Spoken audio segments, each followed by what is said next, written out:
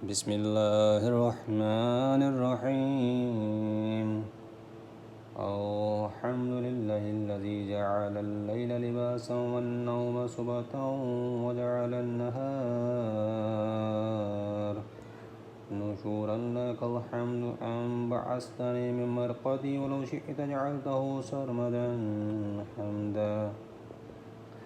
دائما لا ينقطع عبدا ولا يحصي له الخلائق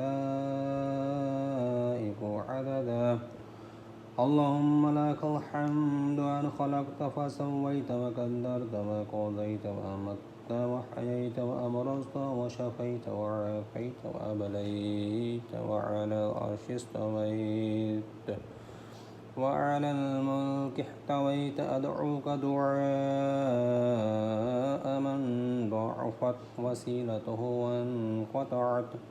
حيلته واقترب أجله وتداني في الدنيا آمله واشتدت إلى رحمتك فقته وعظمت لتفرطه حسرته وقصرت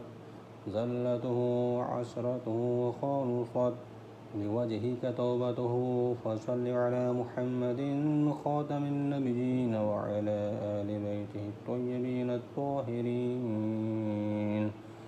وارزقني شفاعة محمد صلى الله عليه وآله ولا تحرمني صحبته إنك أنت أرحم الراحمين